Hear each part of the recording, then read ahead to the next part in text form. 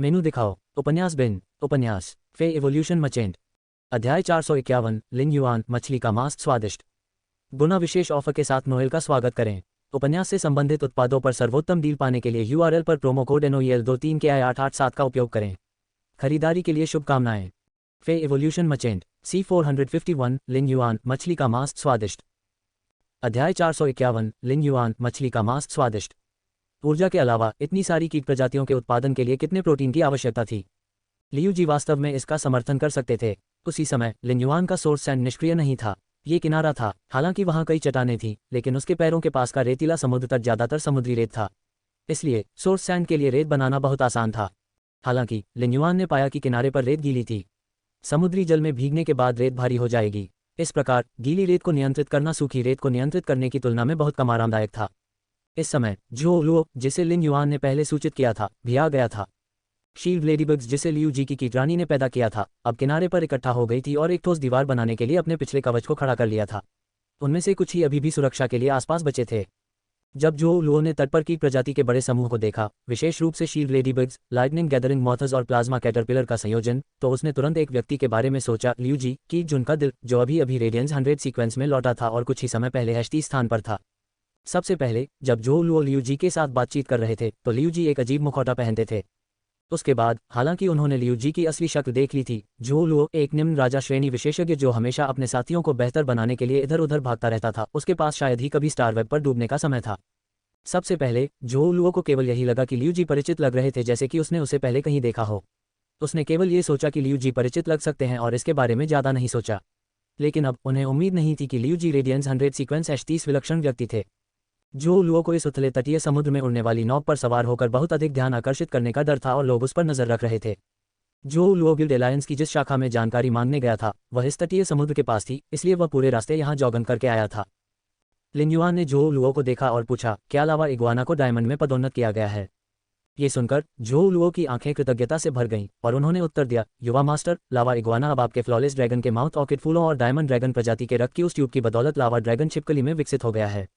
उसी समय इसने इस रक्त जागरण की ऊर्जा के साथ डायमंड को सफलतापूर्वक बढ़ावा दिया। जो लुओ ने फिर विकसित लावा ड्रैगन छिपकली को बुलाया। ये वास्तव में वरानस जीनियस का था और 6 मीटर लंबे लावा इग्वाना से विकसित हुआ था। वर्तमान में लावा ड्रैगन छिपकली लगभग 12 मीटर लंबी थी। भले ही यह वारनस जीनस के बीच बहुत बड़ी छिपकली प्रजाति नहीं थी, फिर भी इसे उच्च वर्ग में स्थान दिया जा सकता था। लावा ड्रैगन छिपकली के 2 सिर थे, एक पृथ्वी गुण वाला जबकि दूसरा अग्नि गुण वाला। हालांकि जब दोनों सिरों की ऊर्जा टकराए और पृथ्वी और अग्नि के गुण विलीन हो गए तो यह मंथन लावा में बदल सकता था। लावा ड्रैगन छिपकली की बुद्धि कम नहीं थी और वह जानती थी कि वह अपने ठेकेदार और किसी की कृपा की बदौलत आज वहां हो सकती है, इसलिए उसने लिन युआन के सामने अपने दोनों सिर नीचे कर दिए। फेज को अपने ड्रैगन प्रजाति के वंश पर हमेशा गर्व था और लावा ड्रैगन छिपकली की स्थिति सामान्य नहीं थी। स्थिति को देखने पर जो लुओ ने पंख वाले डस्ट की तरह दोनों हाथों से लावा ड्रैगन छिपकली की दोनों गर्दनों को रगड़ा। अपने पूर्व साथी लावा इग्वाना को वर्तमान लावा ड्रैगन छिपकली में परिवर्तित होते देखने के बाद जो लुओ फ्रीजिंग कोल्ड के बारे में सोचने से खुद को रोक नहीं सका, जिसने बिना किसी नुकसान के खरीदारी स्टोर में उसका अपमान किया था। समय बदल चुका था और अभी 10 दिन से भी कम समय बीता था। जो लुओ की प्रतिभा अब पूरी तरह से फ्रीजिंग कोल्ड से आगे निकल सकती है। 2 छिपकली प्रजाति के जानवरों में से जिन्होंने अपनी ड्रैगन प्रजाति की रक्तरेखा को जागृत किया था, डार्क स्नैक ड्रैगन छिपकली ने कांसे में अपनी ड्रैगन प्रजाति की रक्तरेखा को जागृत किया था। जब तक लावा ड्रैगन छिपकली और डार्क स्नैक ड्रैगन छिपकली के ग्रेड को विकसित करने और बढ़ावा देने के लिए पर्याप्त समय था, वह निम्न श्रेणी के राजा श्रेणी के विशेषज्ञ से उच्च श्रेणी के विशेषज्ञ तक जा सकता था। लिन युआन जो लुओ की खुशी को पूरी तरह से समझ सकता था। वह भी ऐसा व्यक्ति था जो नीचे से ऊपर उठा था, इसलिए वह उस खुशी को महसूस कर सकता था जो कायापलट जो लुओ के लिए लाया था। उस पर जो लुओ के चेहरे पर खुशी की जगह गंभीर अभिव्यक्ति ने ले ली। मैं इस तटीय समुद्र के संबंध में गिल्ड एलायंस में बिना अधिक प्रयास के काफ़ी सारी जानकारी प्राप्त करने में कामयाब रहा। ये गिल्ड एलायंस में एक निषिद्ध स्थान होने की अफवाह है क्योंकि इस स्थान के पास से कई स्पिरिट क्यूई पेशेवर गायब हो गए हैं। चूंकि यह जल्द ही आयामी दरारों की सक्रिय अवधि होगी, गिल्ड एलायंस ने अस्थायी रूप से इससे निपटने के लिए स्पिरिट गार्ड्स को सूचित नहीं किया। इसके बजाय इसका इरादा स्पिरिट गार्ड्स को इसकी जांच करने से पहले सक्रिय अवधि के बाद तक इंतजार करने का था। गिल्ड एलायंस ने स्पिरिट क्यूई पेशेवरों को मिशन शुरू करने के लिए यहाँ नहीं आने के लिए सूचित किया है।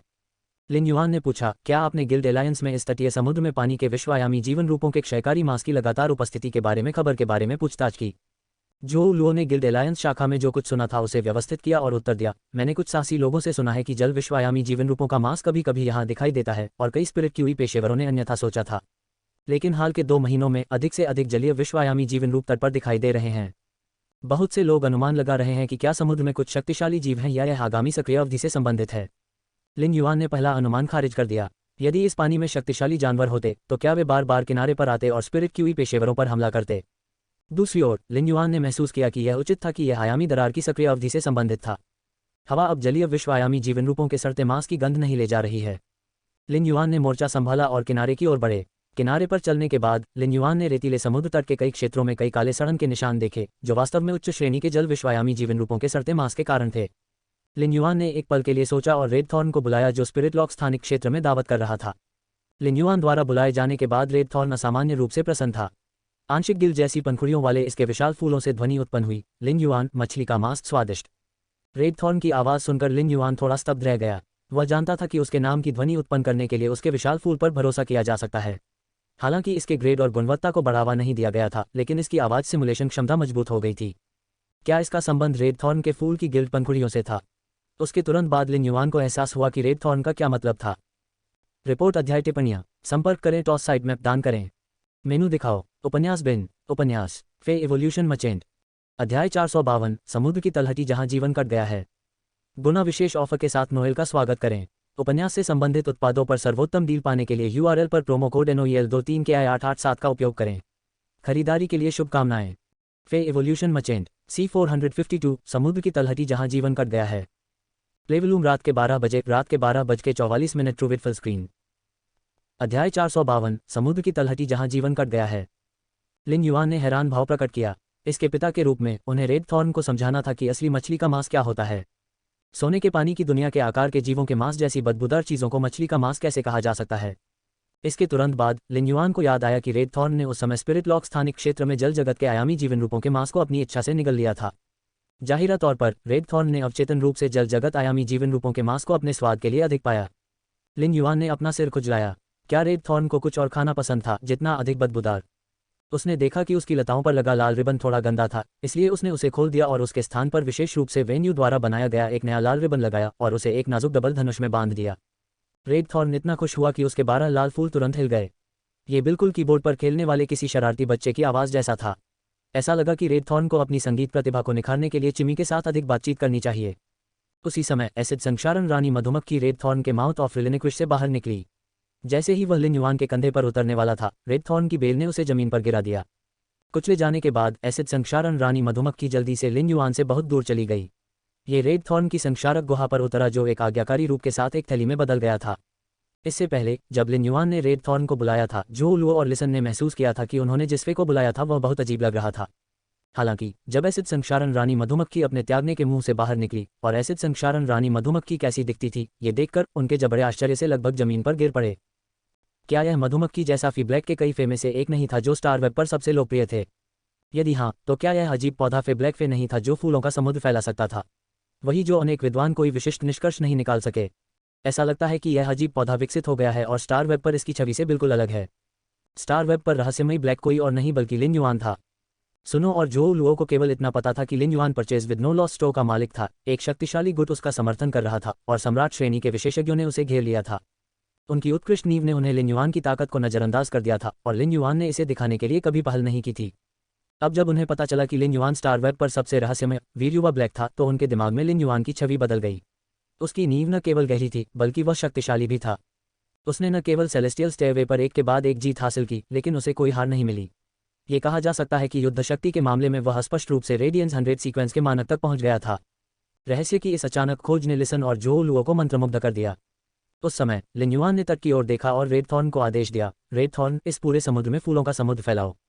लिन युआन का आदेश प्राप्त करने के बाद रेड थॉर्न ने अपने माउथ ऑफ रिलिक्विश पर विशाल बीजाणु गुहा के माध्यम से तट की ओर अपने बीजाणु छिड़के। बीजाणुओं से बैलें नहीं बढ़ीं, बल्कि कई छोटे रेमेट उगाए जो बीजाणु गुहाओं की तरह थे। ये बच्चे रेमेट्स लगातार बीजाणु छिड़कते रहते हैं। अचानक रेड थॉर्न पर त्याग की कई टिमटिमाती आंखें बंद हो गईं। रिलिक्विश की आंखों को इन बच्चों के रेमेट्स से जुड़ी जड़ों के माध्यम से बच्चे के रेमेट्स में प्रवाहित किया गया था। फिर रेड थॉर्न ने बच्चे रेमेट्स के साथ समुद्र में बड़ी संख्या में बीजाणु छिड़के। लताएं एक के बाद एक किनारे पर उभरी और समुद्र की ओर बढ़ती गईं। वे समुद्री जल को सोखने के लिए अपने नुकीले दांतों का उपयोग करते थे और बीजाणु गुहा के बीजाणुओं को बेलों के माध्यम से समुद्र के तल पर कीचड़ और रेत में डाल देते थे।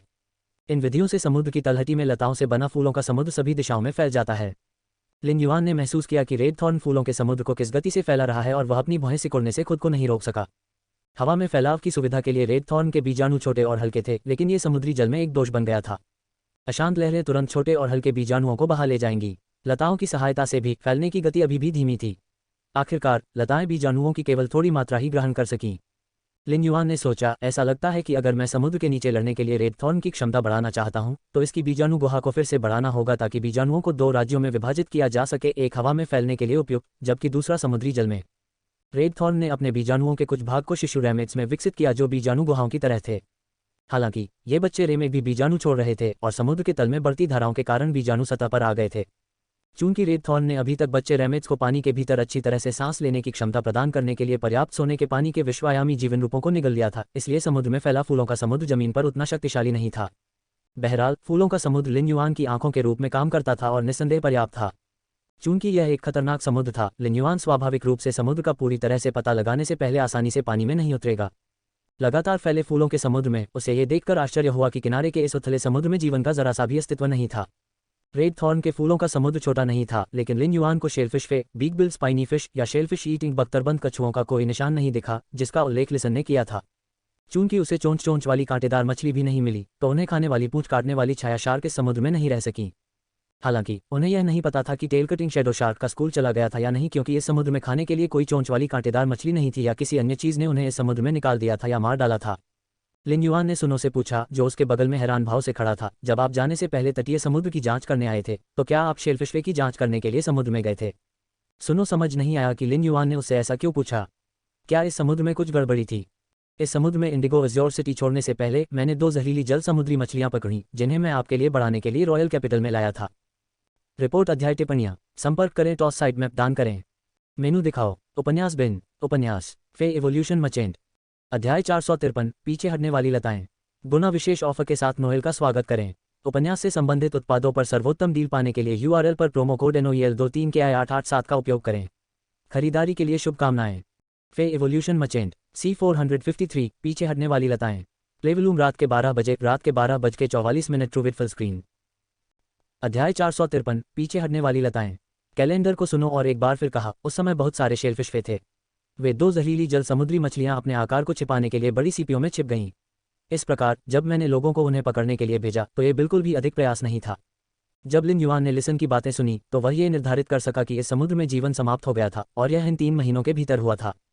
लिन युआन को हमेशा लगता था कि रेड थॉर्न की आइज ऑफ रिलिक्विश बहुत अधिक खपत करती है। सबसे पहले उसने सोचा कि यह समुद्र में फूलों के समुद्र को फैलाने की सामान्य खपत थी। आखिरकार उसने पहले कभी भी रेड थॉर्न को समुद्र में हमला करने का आदेश नहीं दिया था। फूलों के समुद्र के माध्यम से समुद्र के तल की स्थिति को महसूस करने के बाद लिन युआन को अचानक पता चला कि बेल की जड़ें समुद्र के तल में थीं। इसलिए केवल किनारे के बहुत करीब वाले लोग ही समुद्र के तल से ऊर्जा खींच सकते हैं। वे तट से जितना दूर थे, बेल रैमेट समुद्र में उतनी ही कम ऊर्जा अवशोषित कर पाते थे। ऐसा प्रतीत होता है कि समुद्र के तल की ऊर्जा का दोहन तट से हजारों किलोमीटर दूर किया गया है और इसका कोई निशान भी नहीं बचा है, जिससे संपूर्ण समुद्र तल असामान्य रूप से बंजर हो गया है। लिन युआन ने रेड थॉर्न को इस समुद्र में अपनी आइज ऑफ रिलिक्विश रिलीज बीजाणुओं का उपयोग जारी रखने की अनुमति देते समय विचार किया। इसके आइज ऑफ रिलिक्विश का धीरे धीरे उपयोग किया गया था, लेकिन इसके फूलों के समुद्र का एक हिस्सा पहले ही Listening Heron Chamber of Commerce के तटीय समुद्र की सीमा को पार कर चुका था। इस दूर की समुद्री सीमा के लिए लिन युआन की धारणा बेहद खराब हो गई। हालांकि वह महसूस कर सकता था कि रेड थॉर्न की अन्य बेलों ने अन्य समुद्रों में कुछ हल्की मांस ऊर्जा को अवशोषित कर लिया था। वह हल्की मांस ऊर्जा प्रतिक्रिया ये हो सकती थी कि बेल रैमेट्स ने एक मछली को पकड़ लिया। इसका मतलब यह था कि अन्य समुद्रों में जीवन था और केवल उस समुद्र में जहां listening Heron Chamber of commerce स्थित था वहां कोई जीवन नहीं था। झेंग परिवार ने 3 महीने पहले अचानक listening Heron Chamber of Commerce के खिलाफ कार्रवाई शुरू कर दी थी।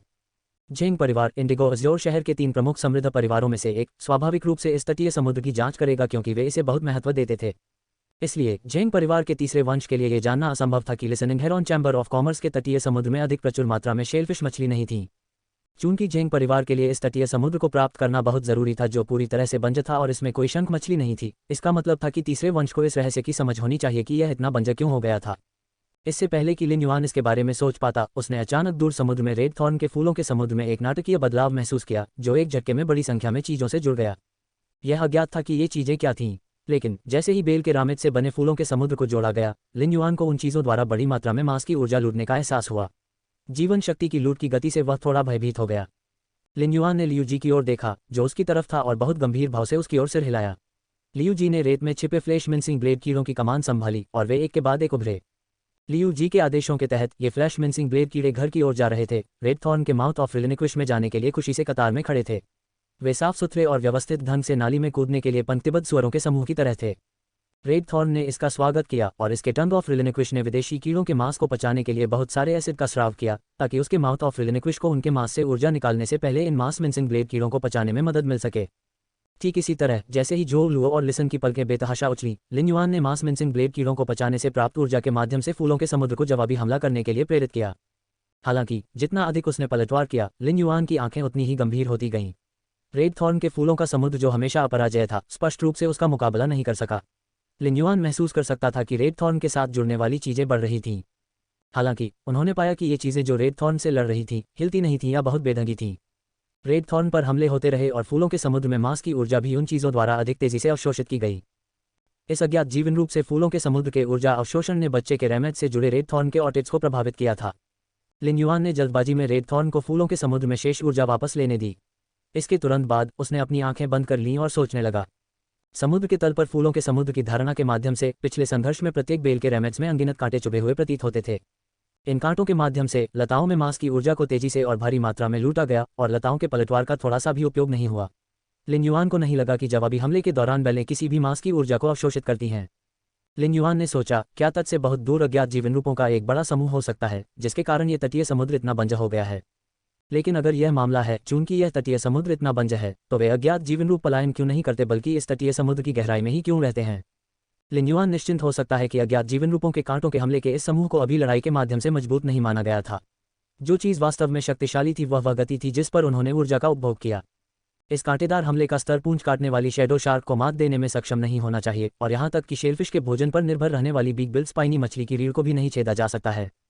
लिन युआन के चेहरे के भाव को देखते हुए लियू जी ने कुछ चिंता के साथ पूछा, लिन युआन, क्या तुम्हें कुछ बुरा लगा? लिन युआन ने अपनी आंखें खोलीं और पहले अपना सिर हिलाया, फिर दोबारा सिर हिलाया। समुद्र के तल पर फूलों के समुद्र के माध्यम से की गई खोज को कोई बुरी खोज नहीं कहा जा सकता। ऐसा इसलिए था क्योंकि जिन चीजों ने लताओं से ऊर्जा को निगल लिया था, उनका तट पर उच्च श्रेणी के जल विश्वायामी जीवन रूपों के मांस की उपस्थिति से कोई लेना देना नहीं होना चाहिए।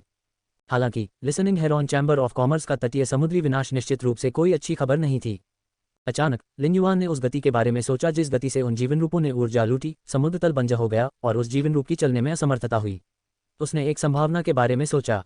यदि यह संभावना वास्तव में वैसी थी जैसा उसने सोचा था, तो वह केवल यही कह सकता था कि वह वास्तव में भाग्य के देवता का पुनर्जन्म था। इस बार उसे सचमुच एक सच्चे आशीर्वाद का सामना करना पड़ा था। लिन युआन द्वारा अपना सिर हिलाने और फिर सिर हिलाने से लियू जी थोड़ा भ्रमित हो गए। इसके तुरंत बाद लियू जी ने लिन युआन को यह कहते हुए सुना, बिग ब्रदर लियू, अपने तूफान ओवलेट मौत को मुझे देखने के लिए किनारे से 3000 मीटर दूर समुद्र में ले जाएं। जिस स्थान पर रेड थॉर्न के फूलों के समुद्र पर हमला किया गया था, वह स्थान तट से ठीक 3000 मीटर दूर था। तो चाहे यह आशीर्वाद हो या खतरा, लिन युआन को लगा कि उसे निश्चित रूप से देखने के लिए समुद्र में उतरने की जरूरत है। रिपोर्ट अध्याय टिप्पणियां संपर्क करें, टॉस साइड मैप दान करें, मेनू दिखाओ, उपन्यास बिन, उपन्यास फे एवोल्यूशन मचेंट, अध्याय 454, 8 दिशाओं से पानी इकट्ठा करें, गुना विशेष ऑफर के साथ नोएल का स्वागत करें। उपन्यास से संबंधित उत्पादों पर सर्वोत्तम डील पाने के लिए URL पर प्रोमो कोड NOEL23 के I887 का उपयोग करें। खरीदारी के लिए शुभकामनाएं। फे एवोल्यूशन मचेंट C454, 8 दिशाओं से पानी इकट्ठा होता है। प्लेवलूम रात के 12 बजे, रात के 12:44 ट्रू विथ फुल स्क्रीन। अध्याय 454, 8 दिशाओं से पानी इकट्ठा करें। वैसे भी लिन युआन को पता था कि वह रक्तबीज की मां द्वारा संरक्षित था और उसके पास मास्टर का चरम टोकन था। भले ही वह खतरे में हो, वह तुरंत प्रतिक्रिया दे सकता था। तट से 3000 मीटर दूर यह खतरा सुजवेंट मिथ 2 मदर ऑफ ग्लिदाबाद से अधिक शक्तिशाली नहीं होगा, है ना? लियू जी से बात करते समय लिन युआन भी थोड़ा शर्मिंदा थे। उसे, लियू जी, लिसन और जो उलुओं के पास कोई उड़ने वाली जगह नहीं थी जिस पर वे सवारी कर सकें। इसके बजाय उसे लियू जी की कीटरानी द्वारा उत्पादित पतंगों पर निर्भर रहना पड़ा जब उसे अब उड़ान क्षमता की आवश्यकता थी। हालांकि वह 4 डे और नाइट स्पिरिट सिल्वर पंखों के साथ उड़ सकता था, लेकिन जब तक चारों पंख रक्षात्मक भूमिका निभाते रहेंगे, तब तक उड़ान डे और नाइट स्पिरिट सिल्वर की भारहीनता पर निर्भर रहेगी। समुद्री हवा इस समय बहुत तेज थी। सी रैंक स्पिरिट क्यूई पेशेवर के रूप में लिन युआन की आध्यात्मिक शक्ति को देखते हुए 4 पंखों का उपयोग करने से संभवतः वह समुद्री हवा के कारण टूटे हुए तारों वाला पतंग बन जाएगा। कीटरानी के तूफान ओवलेट पतंगे हवा में हेरफेर कर सकते हैं और तेज समुद्री हवा में उड़ने से बिल्कुल भी प्रभावित नहीं होंगे। समुद्री हवा तूफान ओवलेट मोड्स की उड़ान को भी तेज कर देगी। अराजक समुद्री हवा भी उन कारणों में से एक थी जिसके कारण समुद्री पक्षियों के हमलों के डर के अलावा उड़ने वाले पक्षियों के साथ कई स्पिरिट क्यूई पेशेवर अभी भी समुद्र के ऊपर उड़ने की हिम्मत नहीं कर पाते थे। लिन युआन चाहता था कि तूफान ओवलेट मोड्स उसे समुद्र के पार ले जाए क्योंकि इस तटीय समुद्र का पता लगाया जा चुका था। यह मदर ऑफ ब्लडबाथ जैसे विशेषज्ञ के संरक्षण के कारण भी था। लिन युआन के अनुरोध को सुनने के बाद लियू जी ने कोई सवाल नहीं पूछा। इसके बजाय उसने 4 तूफान ओवलेट मोथ्स को लिन युआन की ओर उड़ने का आदेश दिया। लियू जी को पता था कि लिन युआन एक उतावला व्यक्ति नहीं था। लिन युआन ने इस तरह के अनुरोध के साथ कुछ खोजा होगा। 2 तूफान ओवलेट मोथ्स ने लिन युआन के कंधे को पकड़ लिया, जबकि अन्य 2 ने उसकी कमर के दोनों किनारों को पकड़ लिया। लिन युआन के निर्देशों के अनुसार वे उसे हवा में ले गए और निर्धारित दिशा में ले गए। जब लिन युआन 4 तूफान ओवलेट मौत के साथ समुद्र के ऊपर उड़ रहा था और हवा की ऊर्जा में हेरफेर करके उसे हवा में ले जा रहा था, तो उसने विशाल समुद्र को देखा और अचानक समुद्र के नीलेपन से मदहोश हो गया। लिन युआन समुद्र की सतह से 100 मीटर नीचे समुद्र का तल देख सकता था। नीचे का बंजर समुद्र विशेष रूप से विशाल था। इस समुद्र में किसी भी जीवन की खामोशी में विशालता का सौंदर्य समाहित था। सैकड़ों नदियां पूर्व की ओर समुद्र की ओर बहती हैं और वे पश्चिम की ओर कब बहेंगी। समुद्र विशाल है, नदियां सभी दिशाओं से बहती हैं और पानी 8 दिशाओं से इकट्ठा होता है। उस पल में लिन युआन को वैसा ही एहसास हो रहा था जैसा उसने पहली बार एक उड़ने वाली उड़ान पर सवार होकर जिया क्षेत्र से रेडबर्ड सिटी तक बादलों में उड़ाते हुए महसूस किया था। अचानक उसके मन में आत्मज्ञान की झलक दिखाई दी। इससे समावेशन और अभिसरण की भावना प्रकट हुई। ये बिल्कुल वैसा ही था जैसे समुद्र का पानी कभी वापस नदियों में नहीं जाता था। अगर पानी अंततः नदियों में लौटता भी तो वह अन्य माध्यमों से होता। जब वह होश में लौटा तो लिन युआन अपना सिर हिलाए बिना नहीं रह सका। पहले जब वह कोई किताब पढ़ता था तो उसके दिमाग में आत्मज्ञान की अनुभूति होती थी। हालांकि यह एक महत्वपूर्ण बिंदु पर अटका हुआ था और वह इसका पता लगाने में असमर्थ था। इससे पहले कि वह पिछले ज्ञान को पूरी तरह से समझ पाता, उसे नया ज्ञान प्राप्त हुआ जो पूरी तरह से अलग था। यदि वह दोनों को पूरी तरह से समझ सकता है तो इसका मतलब होगा 2 will power runes. Lin Yuan की राय में हालांकि उसके पास 2 प्रकार की प्रबुद्धता थी, वह उनमें से किसी को भी नहीं समझ सका। इसके बजाय वह इच्छाशक्ति रून को संक्षिप्त करने के लिए एक प्रबुद्धता का त्याग करेगा और दूसरी प्रबुद्धता को पूरी तरह से समझेगा और दोनों प्रबुद्धताओं को विभाजित नहीं करेगा और उन्हें समझने में असमर्थ होगा। उस पल में लिन युआन के कानों के पास ब्लडबाथ की मां की अनोखी लेकिन सुखद आवाज सुनाई दी। बधाई हो, आपने अभी अभी आत्मज्ञान की स्थिति में प्रवेश किया है। लिन युआन के मुंह पर एक कड़वी मुस्कान तैर गई। वह बस आत्मज्ञान की स्थिति में प्रवेश कर रहा था और एक नई समझ प्राप्त कर रहा था, न कि इच्छाशक्ति रून। उसे बधाई देने के लिए वहां क्या था। 2 प्रबुद्धताओं के साथ फंसे रहना वास्तव में मधुर कष्ट था। ब्लडबाथ की मां ने लिन युआन की कड़वी मुस्कान को महसूस किया और कुछ अवाक रह गई। आप एपिफेनी में प्रवेश की इस स्थिति को गंभीरता से नहीं ले रहे हैं। कुछ लोगों को अपने जीवनकाल में एक बार भी ऐसा अवसर नहीं मिलता है।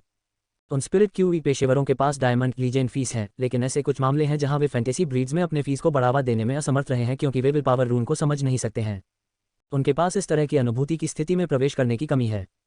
ब्लडबैथ की मां के शब्दों को सुनकर लिन युआन कुछ हद तक आभारी था कि उसने सच्चे विचार नहीं बोले थे। अन्यथा रगबीज की मां शायद फिर से व्यंग्य की मां में बदल जाएगी और व्यंग्यात्मक टिप्पणियां करेगी। लिन युआन ने अपने विचारों को वापस ले लिया और अब 2 प्रकार के ज्ञानोदय के बारे में नहीं सोचा। रक्तपात की मां, जब मैं बाद में समुद्र में पहुंचूंगा तो मुझे आपकी सहायता की आवश्यकता होगी। ब्लडबाथ की मां की अनोखी लेकिन सुखद आवाज ने उत्तर दिया, अगर तुम्हें किसी चीज की जरूरत है तो बस पूछो।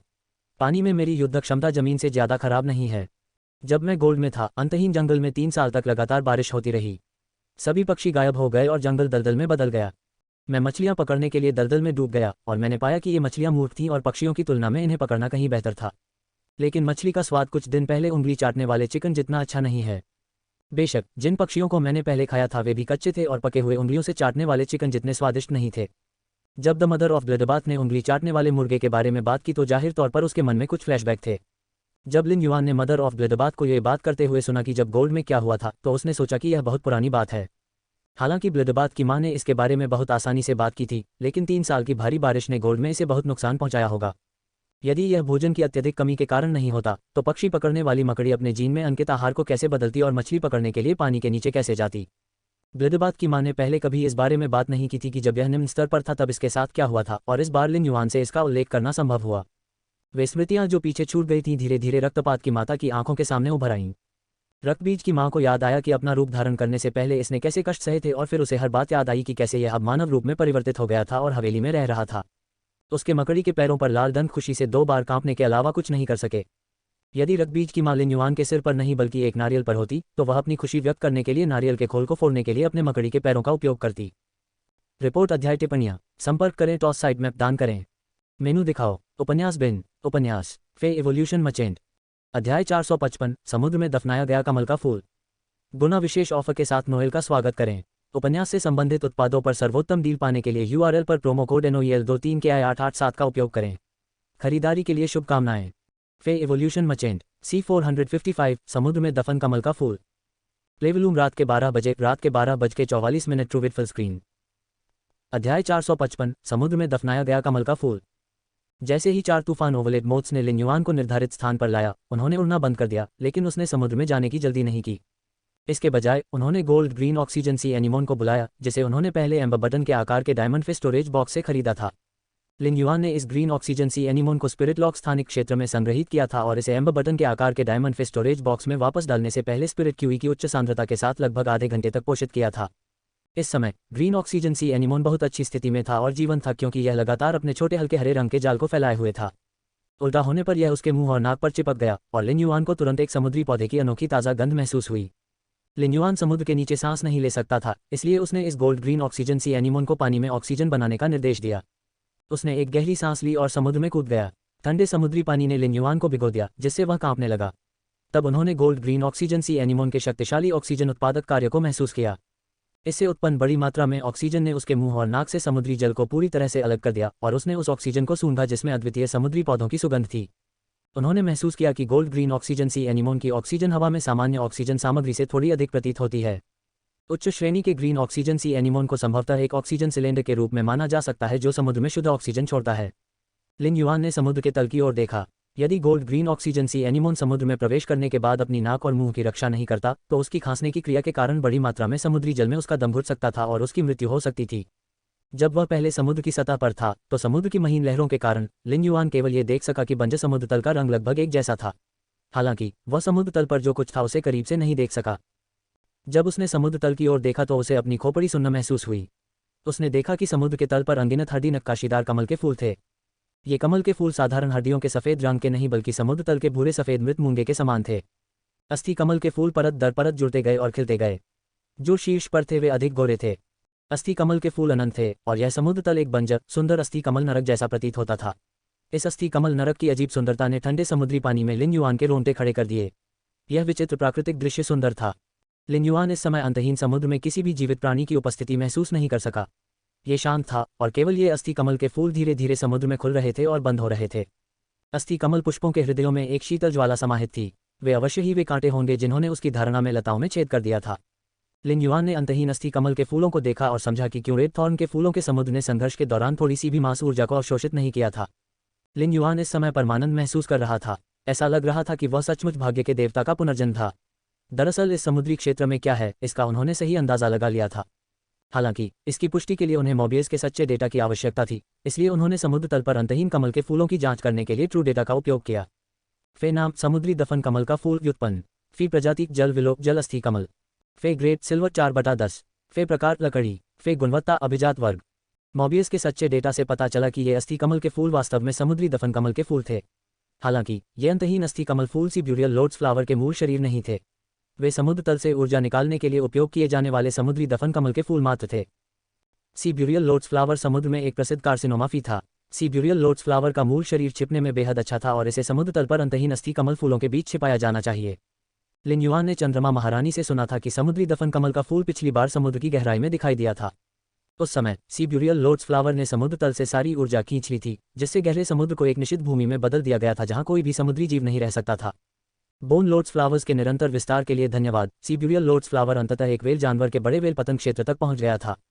सागर दफन कमल का फूल बिल्कुल भी विनम्र नहीं था। इसने इस बड़े वेल फॉल क्षेत्र से पागलपन से ऊर्जा खींची थी। परिणामस्वरूप वेल पतंग क्षेत्र की ऊर्जा हानि के कारण द्वीप वेल क्रिस्टल के 4 अंडों से बच्चे नहीं निकल सके। इससे गहरे समुद्र में कई सुजरेंट मिथ नस्ल के समुद्री जीव क्रोधित हो गए, जिससे उन्होंने बोन लोटस फूलों पर हमला किया और उन्हें मार डाला। 5000 किलोमीटर के भीतर अस्थि कमल के फूलों को साफ करने के बाद कई सुजरेंट मिथ ब्रीड समुद्री जीवों को अंततः समुद्री दफन कमल के फूल का मूल शरीर मिल गया था। उन्होंने सिब्यूरियल लोटस फ्लावर की जड़ों से बड़ी वेल गिरने की ऊर्जा से संघनित सोबिंग सी क्रिस्टल को निकाला था और इसे 4 क्रिस्टल अंडों और बंजर समुद्र तल में लौटा दिया था। सोबिंग सी क्रिस्टल प्रभाव के तहत 5000 किलोमीटर गहरा समुद्र जल्द ही पुनर्जीवित हो गया था। फ्लोटिंग आइलैंड वेल के उन 4 क्रिस्टल अंडों ने भी सफलतापूर्वक अंडे देने के लिए सोबिंग सी क्रिस्टल की ऊर्जा का उपयोग किया था। उस समय रेडियंस फेडरेशन ने अपनी ईमानदारी दिखाते हुए बहुत मूल्यवान खजाने निकाले थे।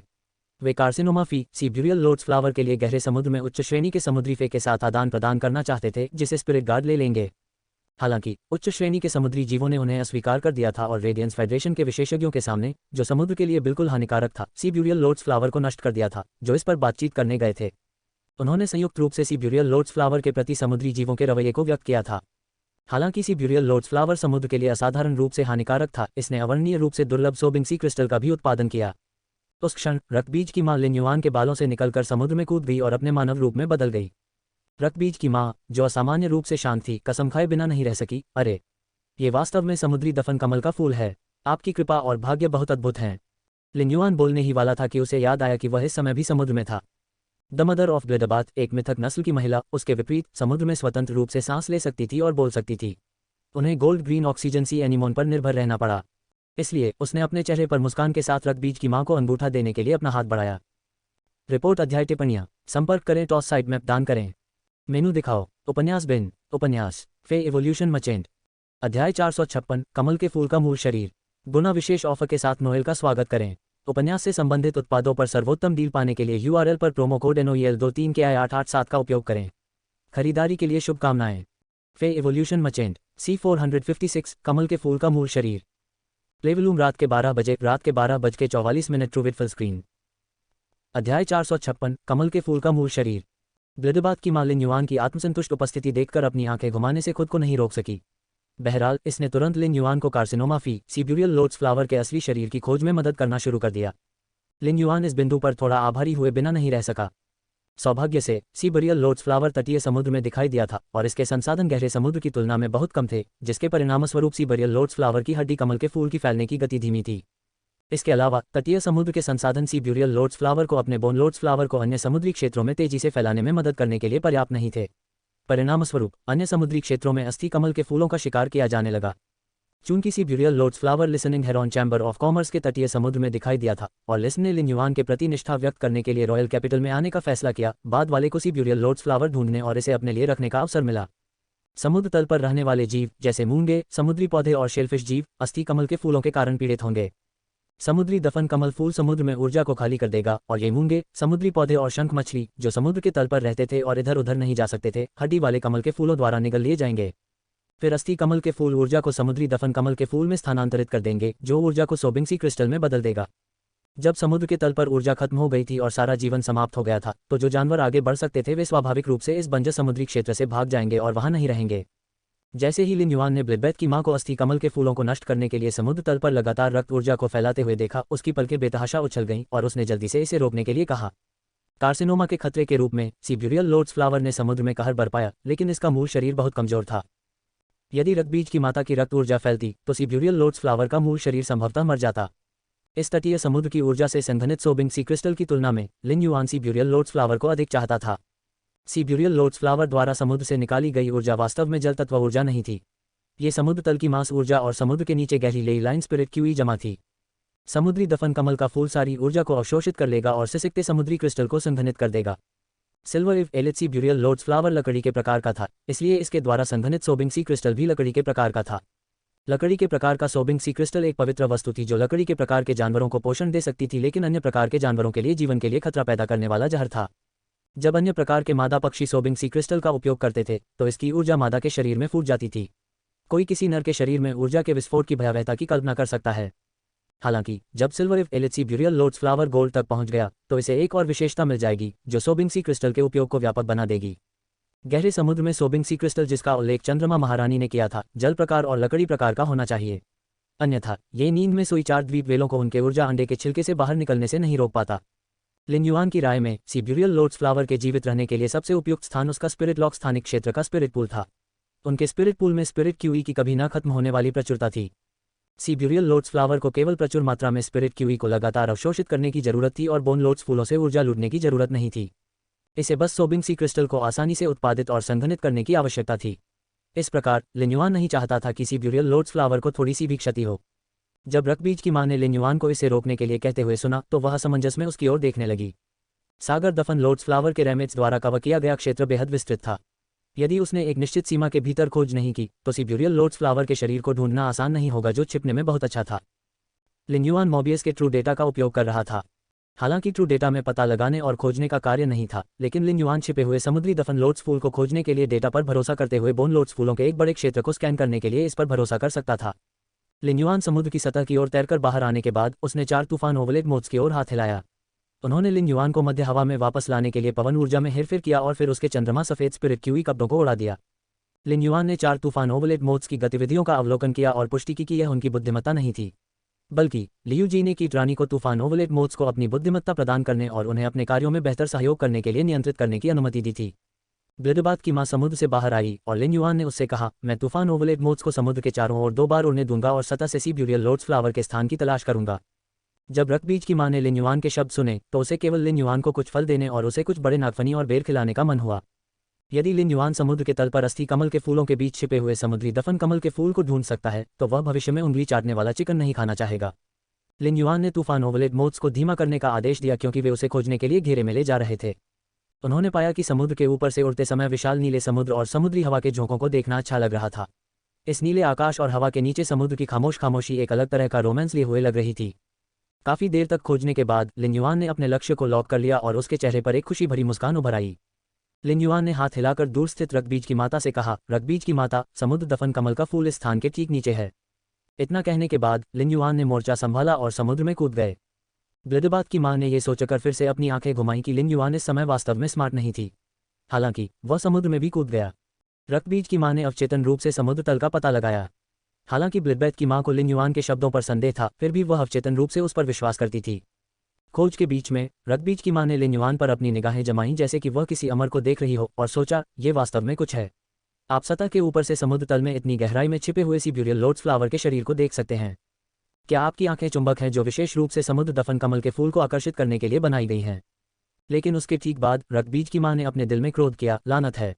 लिन युआन को वास्तव में समुद्री दफन कमल का फूल मिला। क्या इसका मतलब यह है कि मैं अब उंगलियां चाटने वाला चिकन नहीं खा सकता?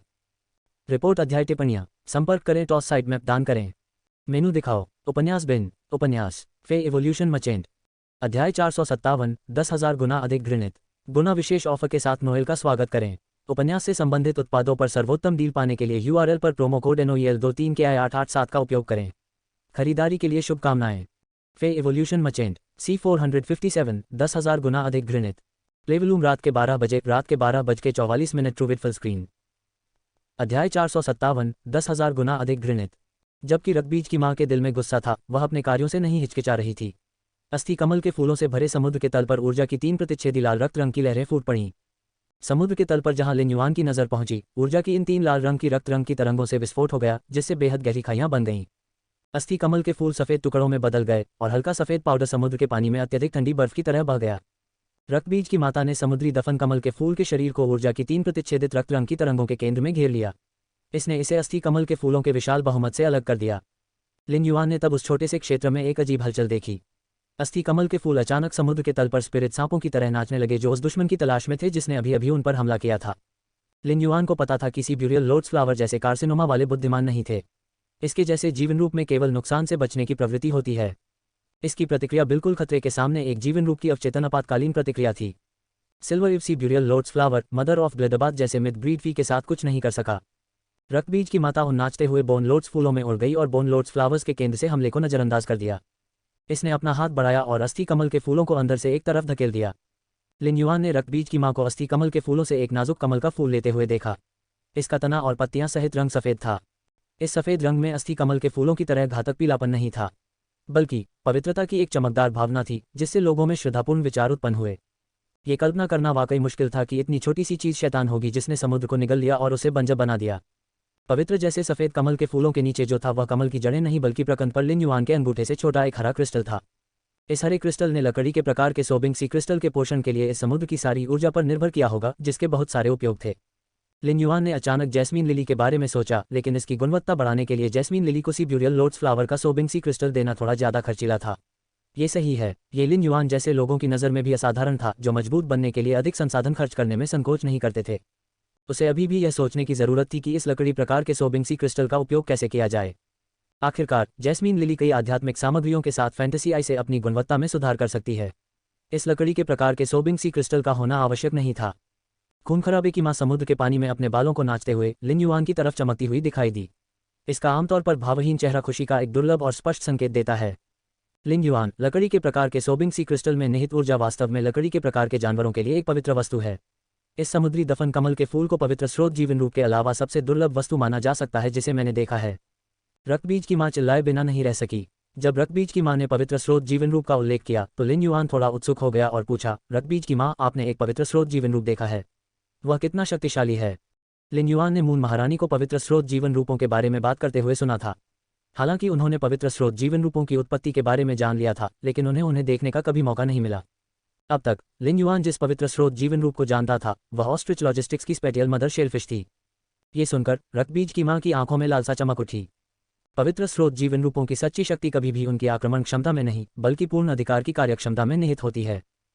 मुझे ये भी नहीं पता कि क्या मुझे मिथ ब्रीड से क्रिएशन ब्रीड में पदोन्नत होने का मौका मिलेगा या क्रिएशन ब्रीड बनने के बाद अनुबंध के लिए एक पवित्र स्रोत जीवन रूप प्राप्त करने का मौका मिलेगा। ब्लिडबेथ की मां ने आगे कहा, हालांकि एक पवित्र स्रोत जीवन रूप की शक्ति कभी भी उनकी आक्रमण क्षमता में निहित नहीं होती है, उनमें से कोई भी आक्रमण करने में कमजोर नहीं है। लिन युआन पवित्र स्रोत जीवन रूप के लिए रक्तबीज की माता की लालसा को महसूस कर सकता था। इसके अलावा जब रक्तपात की जननी एक सृजन नस्ल बन गई तो यह एक पवित्र स्रोत जीवन रूप का अनुबंध कर सकती थी। लिन युआन ने धीरे से पूछा, चून की क्रिएशन ब्रीड और उससे ऊपर पहुंचने पर वे एक पवित्र स्रोत जीवन रूप को अनुबंधित कर सकते हैं, क्या वे स्रोत प्रकार के जीवन रूप को अनुबंधित कर सकते हैं? ब्लिडबाथ की मां ने अपने हाथ में समुद्री दफन कमल के फूल को उसकी ओर धकेला, अपनी आंखें घुमाईं और कहा, वे स्वाभाविक रूप से स्रोत प्रकार के जीवन रूपों को अनुबंधित नहीं कर सकते हैं, लेकिन मनुष्य और वे दोनों पवित्र स्रोत जीवन रूपों को अनुबंधित कर सकते हैं। मैंने क्रिएशन ब्रीड में चढ़ने के बाद एक पवित्र स्रोत जीवन रूप को अनुबंधित करने का प्रयास करने का उल्लेख किया क्योंकि मिथ ब्रीड ताकत के साथ एक पवित्र स्रोत जीवन रूप प्राप्त करना असंभव है। ब्लिडबाथ की मां को लगा कि लिन युआन कम बुद्धिमान होती जा रही है। वह ऐसे सामान्य ज्ञान को कैसे भूल सकता है कि स्रोत प्रकार के जीवन रूपों को अनुबंधित नहीं किया जा सकता है। खून खराबे की मां को पागलों की तरह अपनी आंखें घुमाते हुए देखते हुए लिन युआन ने कुछ शर्मिंदगी के साथ उसके सिर के पिछले हिस्से को छुआ। जब वह बोलने ही वाला था, लिन युआन को अचानक अपने सिर के ठीक ऊपर अंतरिक्ष से ऊर्जा का उतार चढ़ाव महसूस हुआ। उसने और रक्तबीज की मां ने दूर दूर तक उतार चढ़ाव वाले स्थान को देखा और उसने सोचा, क्या आयामी दरार की सक्रिय अवधि से पहले एक जल विश्वायामी दरार खुलने वाली है? लेकिन इसके तुरंत बाद लिन युआन ने इस विचार को त्याग दिया। उसके सामने स्थानिक उतार चढ़ाव बहुत कमजोर था, यहाँ तक कि जब कक्षा एक जल विश्वायामी दरार खुली तो ऊर्जा का उतार चढ़ाव इस समय उसके सिर के ऊपर के स्थानिक उतार चढ़ाव से कहीं अधिक मजबूत था। इसलिए इस स्थानिक उतार चढ़ाव का आयामी दरार से कोई लेना देना नहीं होना चाहिए। लिन युआन और ब्लिडबाथ की मां स्थानिक ऊर्जा के उतार चढ़ाव की ओर बढ़े, कुछ टोल लेने के लिए तैयार। अप्रत्याशित रूप से जब वे करीब आए तो स्थानिक उतार चढ़ाव अचानक मजबूत हो गए। उस समय लिन युआन के चेहरे पर इस दरार से असंख्य जल विश्वायामी जीवन रूपों के शव उगल दिए गए। यदि रक्तबीज की मां ने तुरंत लिन युआन को समुद्र के पानी से बाहर नहीं निकाला होता और मध्य हवा में तैराया होता तो वह उच्च श्रेणी के जल विश्वायामी जीवन रूपों के शवों के बड़े बैच की गंध से बेहोश हो गया होता। लिन युआन को डर बना हुआ था, अगर गंध ने उसके चेहरे पर हमला किया होता तो ये गंदगी में धकेल दिए जाने से अलग नहीं होता। ये 10,000 गुना अधिक घृणित भी हो सकता है। रिपोर्ट अध्याय टिप्पणियां संपर्क करें, टॉस साइट मैप दान करें, मेनू दिखाओ, उपन्यास बिन, उपन्यास फे एवोल्यूशन मचेंट, अध्याय 458, जीवित नहीं छोड़ा जाना चाहिए। गुना विशेष ऑफर के साथ नोएल का स्वागत करें। उपन्यास से संबंधित उत्पादों पर सर्वोत्तम डील पाने के लिए URL पर प्रोमो कोड NOEL23 के I887 का उपयोग करें। खरीदारी के लिए शुभकामनाएं। फे एवोल्यूशन मचेंट C458, जीवित नहीं छोड़ा जाना चाहिए। प्लेवलूम रात के 12:44 ट्रू विथ फुल स्क्रीन। अध्याय 458, जीवित नहीं छोड़ा जाना चाहिए। अनुवादक एटलिस स्टूडियो, संपादक एटलिस स्टूडियो। लिन युआन ने अंततः पता लगा लिया कि भारी मात्रा में उच्च श्रेणी के जल विश्वायामी जीवन रूप कहां से आए। ये जगह किनारे से करीब 5000 मीटर दूर थी। जल विश्वायामी जीवन रूप जो स्वर्ण ग्रेड से नीचे थे, किनारे पर पहुंचने से पहले सड़ने और डूबने लगेंगे। केवल गोल्ड ग्रेड से ऊपर वालों को ही किनारे पर सड़ने से पहले लहर के माध्यम से किनारे तक पहुंचने का मौका मिलेगा।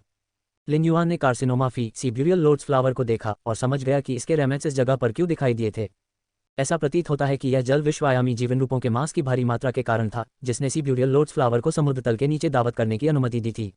अपनी गतिशीलता की समस्या के कारण सीब्यूरियल लोड्स फ्लावर ने छिपने और जड़ें जमाने के लिए इस स्थान को चुना था।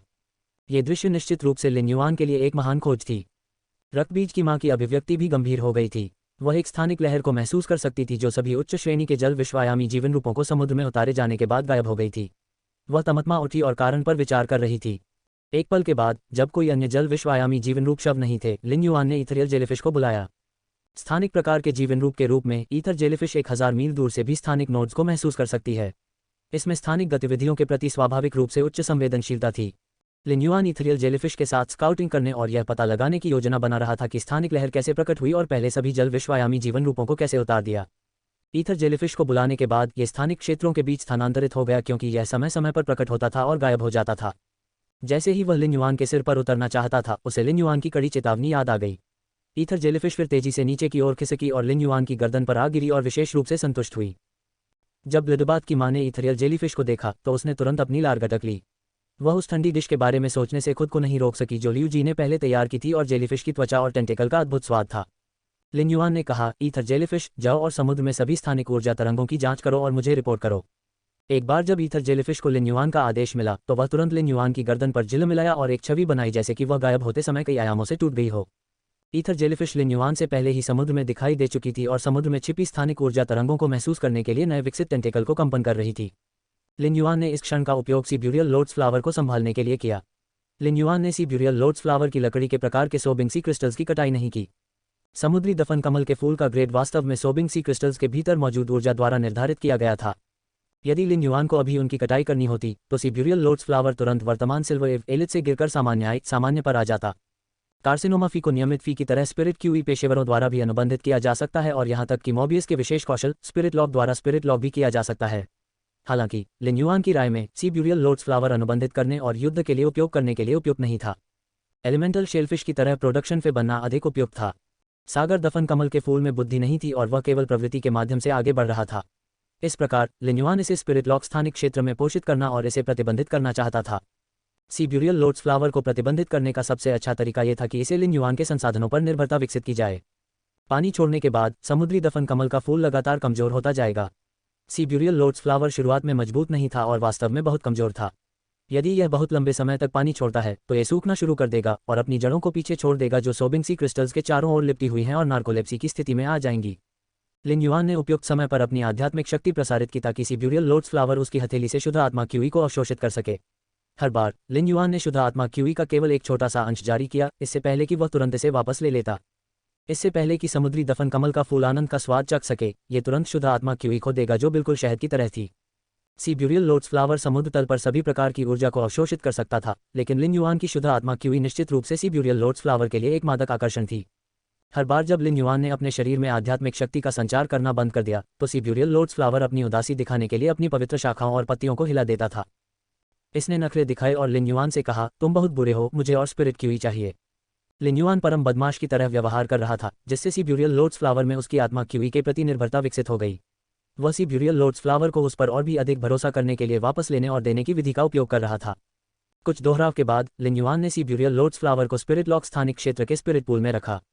स्पिरिट पूल में प्रवेश करने के बाद सी ब्यूरियल लोटस फ्लावर ऐसा लग रहा था मानो वह नशे में हो।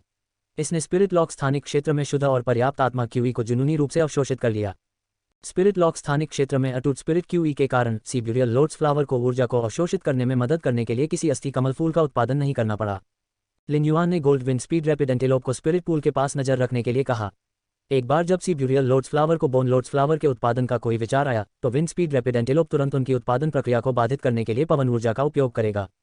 स्पिरिट पूल के अंदर स्पिरिट ड्राइंग इच्ट्योसोर ब्लैकी था। ये केवल कांस्य एक्स लीजेंड था और अभी भी सिल्वर एलिट सी ब्यूरियल लोटस फ्लावर की ओर पूर्ण दबाव उत्पन्न करने में असमर्थ था। एक बार जब ब्लैकी एक काल्पनिक नस्ल बन गई तो सी ब्यूरियल लोटस फ्लावर पर पूर्ण नियंत्रण पाने के लिए यह पर्याप्त होगा। अचानक लिन युआन के बगल का स्थानिक क्षेत्र धीरे से हिल गया। इथेरियल जेलीफिश स्थानिक क्षेत्र से निकली और लिन युआन के सामने प्रकट हुई। इसने लिन युआन को मिट्टी के आकार का एक काला अयस्क सौंप दिया। ऐसा महसूस हो रहा था मानो इथेरियल जेलीफिश एक खजाना सौंप रही है, क्योंकि वह अपने तंबू का उपयोग करके काले अयस्क को धीरे से सहला रही थी और जाहिर तौर पर उसे इसकी बहुत शौकीन थी। लिन युआन काले अयस्क की स्थानिक ऊर्जा को महसूस कर सकता था। जैसे ही ईथर जेलीफिश ने अपने दो मजबूत और मोटे जालों के साथ समुद्र तल से काले अयस्क की खुदाई की, ब्लिडबात की मां ने समुद्र में कुछ ऐसा देखा जिससे उसकी आंखें बंद हो गईं। ब्लिडबात की मां ने गहरी आवाज में कहा, किसी ने वास्तव में स्थानिक क्षेत्र को छिपाने के लिए चुंबकीय क्षेत्र स्थापित करने के लिए स्थानिक चुंबक का उपयोग किया था। स्थानिक चुंबक एक ऐसी चीज है जिसका उत्पादन केवल अन्य महाद्वीप ही कर सकते हैं। ये यहाँ क्यों है? रेडियंस फेडरेशन द्वारा शासित समुद्री क्षेत्र। मदर ऑफ ब्लिडबात को अन्य महाद्वीपों का उल्लेख करते हुए सुनने के बाद यह अज्ञात था कि क्यों लिन युआन ने तुरंत इसे शिखर मिथक दोक्रोफे से जोड़ा, जिसे मदर ऑफ ब्लिडबात और एंडलेस समर ने एक साथ मार डाला था। एक बार जब ईथर जेलीफिश ने स्थानिक चुंबक को सौंप दिया तो उसने कुछ धुंधली जानकारी प्रसारित करने के लिए लिन युआन की ओर अपना तंबू हिलाया। जानकारी के मुताबिक लिन युआन को पता चला कि इस समुद्री क्षेत्र में प्रचुर मात्रा में स्थानिक चुंबक मौजूद हैं। लिन युआन ने ब्लिडबैथ की मां से कहा, हम ईथर जेलीफिश को इस समुद्री क्षेत्र के सभी स्थानिक चुंबकों को खोदने क्यों नहीं देते? तब हम देख पाएंगे कि यह चुंबकीय क्षेत्र क्या छिपाने की कोशिश कर रहा है। ब्लिडबात की मां ने सिर हिलाया और ठंडे स्वर में कहा, चूंकि कोई रेडियंस फेडरेशन में एक स्थानिक क्षेत्र को छिपाने के लिए चुंबकीय क्षेत्र स्थापित करने आया था, इसलिए उन्हें आतंकवादी माना जा सकता है, चाहे उनके इरादे कुछ भी हों। ऐसे व्यक्ति को जीवित नहीं छोड़ा जाना चाहिए। रिपोर्ट अध्याय टिप्पणियाँ। संपर्क करें, टॉस साइड मैप दान करें, मेनू दिखाओ। उपन्यास बिन उपन्यास फे एवोल्यूशन मचेंट। अध्याय 459। हमारे तीसरे वंश का समर्थन करें। गुना विशेष ऑफर के साथ नोएल का स्वागत करें। उपन्यास से संबंधित उत्पादों पर सर्वोत्तम डील पाने के लिए URL पर प्रोमो कोड NOEL23 के I887 का उपयोग करें। खरीदारी के लिए शुभकामनाएं। फे एवोल्यूशन मचेंट C459 हमारे तीसरे वंश का समर्थन करें। प्लेवलूम रात के 12:44 ट्रू विथ फुल स्क्रीन। अध्याय 459 हमारे तीसरे वंश का समर्थन करें। जैसे जैसे ईथर जेलीफिश ने समुद्र में विस्तार से खोज की, लिन युआन के स्थानिक चुंबकों का संग्रह बढ़ता गया और पहले से ही 100 के करीब था। वर्तमान में लिन युआन और मदर ऑफ ग्लिडबाथ ने महसूस किया कि चुंबकीय क्षेत्र की सीमा वास्तव में बहुत व्यापक थी। जैसे जैसे लिन युआन हवा में ईथरियल जेलीफिश का पीछा कर रहा था, वे किनारे से दूर होते जा रहे थे। इसके तुरंत बाद लिन युआन ने एक द्वीप देखा जिसका आकार लगभग 4000 से 5000 वर्ग मीटर था। ये द्वीप असामान्य रूप से बंजर था, बिल्कुल समुद्र तल की तरह जिसे सीब्यूरियल लोट्स फ्लावर ने नष्ट कर दिया था। लिन युआन ने पहले इस बंजर द्वीप के बारे में सुनो का उल्लेख सुना था। ये पहले से ही Listening Heron Chamber of Commerce के क्षेत्र से बाहर था। लिन युआन को एहसास हुआ कि ईथरियल जेलीफिश को द्वीप के आसपास अत्यधिक संख्या में स्थानिक चुंबक मिले हैं। लिन युआन ने तब रक्तबीज की मां से कहा, हम इस द्वीप को एक चौकी के रूप में क्यों उपयोग नहीं करते? मैं लियू जी से कहूंगा, सुनो, और जो उलुओं को भी आने के लिए। रक्तबीज की मां ने उत्तर दिया, किनारे पर आते समय बहुत सी आंखें तुम्हें घूर रही थीं। आप लगभग 4 घंटे से समुद्र में खोज कर रहे हैं। मेरा मानना है कि जिन लोगों के इरादे थे वे ये जानने के बाद भी शांत नहीं बैठ पाएंगे कि आप समुद्र में चले गए हैं, है ना? लिन युआन ने अपनी आंखें सिकोड़ लीं और मुस्कुरा दी। अगर वे शांत नहीं बैठ सकते हैं तो वे स्वाभाविक रूप से खुद को प्रकट करेंगे। हम शांत रहकर उन्हें जवाब देंगे। ... एक लंबा और पतला आदमी शतरंज के मोहरों को पोंछने के लिए स्पिरिट बीस्ट पेड़ से बने कपड़े का उपयोग कर रहा था, जिसका रंग अलग अलग सफ़ेद और काला था। लंबे और पतले आदमी के क्रिएशन मास्टर गाउन पर एक काला और सफ़ेद सेबल था। आदमी के हाथ में शतरंज के मोहरों को देखकर सेबल लार टपका रहा था। उसकी आंखें बार बार घूम रही थीं क्योंकि वह असामान्य रूप से उत्साहित था। जेंग जियांगलियू ने अपने बगल में भयावह दिखने वाले युवक को देखा और अधीर स्वर में कहा, वेनबो, तुम क्या कह रहे हो? क्या आपके दादाजी जियो कोई ऐसे व्यक्ति हैं जिन्हें आप अपनी इच्छानुसार आदेश दे सकते हैं? जेंग वेनबो जमे हुए बैंगन की तरह दिख रहा था। जैसे ही जेंग वेनबो को इंडिगो अज्योर सी मार्केट में दिन के दौरान जो कुछ हुआ था, उसकी याद आते ही उसकी भयावह आंखें और शातिर आंखें लगभग बाहर आ जाती थीं। सीधी पीठ और देवदार आभा वाले बुजुर्ग ने अपने हाथ का इस्तेमाल जेंग वेनबो के सिर पर रगड़ने के लिए किया और कहा, मैंने वेनबो को एक बच्चे से बड़े होते देखा है और मैं उसके स्वभाव को समझता हूँ। अगर उन्हें इतनी बड़ी शर्मिंदगी नहीं झेलनी पड़ी होती तो वे कभी इस तरह की बात नहीं करते। जेंग जियांगलियू ने धीरे से पूछा, अंकल जियो, क्या आप निश्चित हैं कि युवाओं के साथ कोई सम्राट श्रेणी का विशेषज्ञ नहीं है? और सुनो, जेंग जियांगलियू असामान्य रूप से मिलनसार था और उसने जेंग वेनबो के प्रति उतनी कठोरता से व्यवहार नहीं किया जितना उसने किया। बुजुर्ग ने फिर शांत भाव से कहा, मुझे उस युवक के पास कोई शक्तिशाली उपस्थिति महसूस नहीं हुई। जब तक विपक्ष की ताकत मुझसे काफ़ी अधिक न हो, मैं उनकी उपस्थिति को महसूस नहीं कर पाऊंगा। भले ही मेरा कोल्ड स्नो पाइन स्पोर्ट प्रकार के लोगों के बीच सेंसिंग करने में माहिर नहीं है, लेकिन इसके विशेष कौशल में एक निश्चित स्तर का पता लगाना है। इसलिए मेरी समझ सामान्यतः सही है। जेंग जियांगलियू अभी भी थोड़ा आशंकित था और झिझक रहा था कि उसे अपना निर्णय कैसे लेना चाहिए। एल्डर जियो ने पहले जो कहा था उसके अनुसार नकाब वाला युवक कोई साधारण व्यक्ति नहीं था। उन्होंने जो मास्क पहना था वह पूरी तरह से जेड बनावट वाली लकड़ी के धागों से बनाया गया था। लेकिन ये सोचने के बाद कि जेंग वेनबो का वास्तव में विपक्ष की नींव को छिपाने का इरादा था, जबकि उसने अपनी शर्मिंदगी का बदला लेने के लिए विपक्ष को मारने के लिए लोगों को भेजने के लिए कहा था, जेंग जियांगलियू थोड़ा चिंतित था। मेरे पास एक अक्षम बेटा क्यों है जो केवल अपनी भावनाओं के साथ काम करना जानता है? एल्डर नियू के नुकसान को याद करते समय जेंग जियांगलियू को लगा कि उसके दिल में गुस्सा बढ़ रहा है। जेंग जियांगलियू ने उस लंबे और पतले आदमी की ओर देखा और मुस्कुराते हुए पूछा, दूसरे युवा मास्टर, मुझे आश्चर्य है कि क्या आप सोचते हैं कि मैं listening Heron Chamber of Commerce के लिसन नाव पर एक कदम उठाऊंगा और उनके समूह को मार डालूंगा? फिर मैं इंडिगो अज्योर सिटी में सभी तटीय समुद्री संसाधनों का नियंत्रण ले सकता हूं और तुरंत 50% लाभ दूसरे यंग मास्टर को दे सकता हूं। दुबले पतले युवक ने ऊपर भी नहीं देखा क्योंकि वह अभी भी शतरंज के मोहरों को पहुंच रहा था। उसने प्रश्न का उत्तर दिए बिना कहा, तीसरे चाचा, इस बार आप मेरे लिए जो शतरंज के मोहरे लाए हैं उनमें कुछ अच्छे पैटर्न हैं। वे काफ़ी अच्छे हैं। जब जेंग जियांगलियू ने उत्तर सुना तो उसकी मुस्कान ठिठक गई। हालांकि दुबला पतला युवक फिर बोला, चूंकि थर्ड अंकल तटीय समुद्र के मुनाफे का 50% मेरे साथ बांटने को तैयार हैं, तो मैं थर्ड अंकल को परेशान होते हुए देखकर विचार दिए बिना नहीं बैठ सकता। दरअसल मुझे लगता है कि वेनबो एक अच्छा बच्चा है और उसे इस तरह शर्मिंदा नहीं किया जा सकता। बोलते समय दुबले पतले युवक ने देखा कि सेबल उसके हाथ में शतरंज के मोहरे को देखकर लार टपका रहा था। फिर उसने पहले की तरह एक सौम्य मुस्कान बिखेरी और शतरंज के मोहरे को सेबल की ओर उछाल दिया। ये छोटा बच्चा, तुम 2 घंटे से भी कम समय में भूखे हो गए हो। हमारे आने से पहले ही मैंने तुम्हें खाना खिलाया था और तुम पहले से ही नाश्ते की तलाश में हो। क्या तुम्हें मोटे होने का डर नहीं है? जब जेंग जियांगलियू ने दुबले पतले युवक को पूरी तरह से जेड बनावट वाले शतरंज के मोहरे को फेंकी और उछालते हुए देखा तो उसका चेहरा 2 बार काम गया। आखिरकार उसने बड़ी मेहनत से शतरंज के वे मोहरे हासिल किए थे। उसी समय उसके दिमाग में विचार तेजी से उड़ रहे थे। दूसरे युवा मास्टर का मतलब स्पष्ट था, उसे यह कदम उठाना चाहिए। हालांकि दूसरे यंग मास्टर ने केवल ये कदम उठाने के लिए कहा था, लेकिन उन्होंने यह नहीं कहा था कि वह मदद करेंगे। वर्तमान में जेंग जियानग्लियू के पास केवल एक सम्राट वर्ग विशेषज्ञ अंकल जियो था जिसे वह जुटा सकता था। जेंग जियानग्लियू अभी भी अंकल जियो को अकेले बाहर जाने के बारे में चिंतित था क्योंकि जोखिम हो सकता था। आखिरकार शिखर राजा श्रेणी के विशेषज्ञ एल्डन यू की मृत्यु पहले से ही एक कड़ी चेतावनी थी। यदि दूसरा युवा मास्टर अंकल जियो के साथ चलने के लिए किसी विशेषज्ञ को भेज सके तो यह अच्छा होगा। दुबले पतले युवक ने ऊपर देखा और जेंग जियानग्लियू की गंभीर अभिव्यक्ति देखी। उसने अपनी भौहें ऊपर उठाई जैसे कि यह कुछ भी न हो। जैसे ही वह बोलने ही वाला था, दरवाजे पर दस्तक की आवाज आई। जब जेंग जियानग्लियू ने खटखटाने की आवाज सुनी तो वह चिल्लाया, एल्डर फैंग, दूसरा युवा मास्टर यहाँ है और तुमने खटखटाने और परेशान करने की हिम्मत की। आप क्या कर रहे हो? बोलते समय जेंग जियानग्लियू थोड़ा हैरान था। हाउसकीपर एल्डर फैंग कम से कम 20 वर्षों से उसके साथ काम कर रहा था। अब वह उसे परेशान करने के लिए दरवाजा क्यों खटखटाएगा? जरूर कोई महत्वपूर्ण बात हुई होगी। जैसा कि अपेक्षित था, एल्डर फैंग की चिंतित और जल्दबाजी भरी आवाज गूंज उठी। मास्टर, रिपोर्ट करने के लिए वास्तव में कुछ महत्वपूर्ण बात है। इसके तुरंत बाद जेंग जियानग्लियू ने अपने बगल में बैठे दुबले पतले युवक की ओर देखा। दुबले पतले युवक ने अपने सेबल को खिलाने के लिए एक और सफेद शतरंज का टुकड़ा उठाया और उदासीनता से कहा, तीसरे चाचा, कृपया आगे बढ़ें। दुबले पतले युवक की अनुमति मिलने के बाद जेंग जियानग्लियू दरवाजे की ओर चिल्लाया, प्रवेश करना। दरवाजा खोलने के बाद चिंतित दिखने वाले बुजुर्ग फैंग ने सबसे पहले दूसरे युवा मास्टर को प्रणाम किया। इससे पहले वह तेजी से जेंग जियानग्लियू के पास चले गए और बेहद धीमी आवाज में फुसफुसाए। Listening Heron Chamber of Commerce के 2 नकाबपोश युवकों के साथ चले जाने के बाद वे Listening Heron Chamber of Commerce के नियंत्रण में तटीय समुद्र की ओर चले गए। हमारे जासूस अभी यह रिपोर्ट करने के लिए वापस आए हैं कि वे पहले ही तटीय समुद्र की बाहरी सीमाओं पर स्थित बंजर द्वीप का दौरा कर चुके हैं। जेंग जियानग्लियू की आंखें चौड़ी हो गईं। जेंग जियानग्लियू असामान्य रूप से दृढ़ अभिव्यक्ति के साथ घूमा जिसमें कुछ चिंता थी। पहले की झिझक के विपरीत वह अब एक बदले हुए इंसान जैसा था। दूसरे युवा मास्टर, अगर मेरी तीसरी वंशावली अकेले बाहर निकलती है तो जोखिम हो सकता है। मुझे आश्चर्य है कि क्या दूसरा यंग मास्टर अंधेरे में हमारा समर्थन करने के लिए सम्राट श्रेणी के विशेषज्ञ को भेज सकता है। रिपोर्ट अध्याय टिप्पणियां संपर्क करें, टॉस साइट मैप दान करें, मेनू दिखाओ, उपन्यास बिन, उपन्यास फे एवोल्यूशन मचेंट, अध्याय 460, दो स्वप्न वी गुना विशेष ऑफर के साथ नोएल का स्वागत करें। उपन्यास से संबंधित उत्पादों पर सर्वोत्तम डील पाने के लिए URL पर प्रोमो कोड NOEL23 के I887 का उपयोग करें। खरीदारी के लिए शुभकामनाएं। फे एवोल्यूशन मचेंट C460, दो स्वप्न वी प्लेवलूम रात के 12 बजे, रात के 12:44 ट्रू विथ फुल स्क्रीन। अध्याय 460, दो स्वप्न वी लंबे और पतले आदमी ने जेंग जियानग्लियू के रवैये में अचानक आए बदलाव को नजरअंदाज कर दिया। ऐसा लग रहा था कि उसे थोड़ी नींद आ रही है, इसलिए उसने अपना मुंह ढकने के लिए हाथ बढ़ाया और जम्हाई लेने लगा। मैं इसे करने के लिए किसी को भेज सकता हूँ। मुझे तटीय समुद्री संसाधनों का 60% हिस्सा चाहिए जिस पर तीसरा वंश नियंत्रण करता है और आप 40% लेते हैं। ये सुनकर जेंग जियानग्लियू की आंखें उदास हो गईं, लेकिन उन्होंने बहुत जल्दी वादा कर दिया।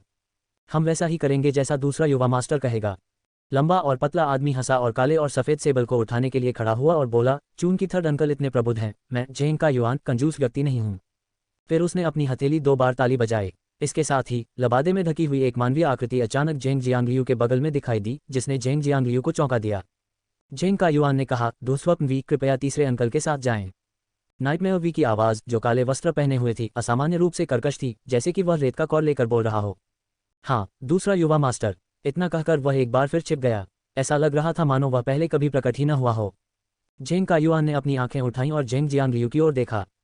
तीसरे चाचा, मैं तटीय समुद्र के आपके किनारे से आय की निरंतर धारा की प्रतीक्षा करूंगा। मुझे आशा है कि थर्ड अंकल के साथ इतनी अधिक दुर्घटनाएं नहीं होंगी। मैं, जेंग का युआन, दुर्घटनाओं से सबसे ज्यादा नफरत करता हूं। इतना कहने के बाद जेंग का युआन चला गया।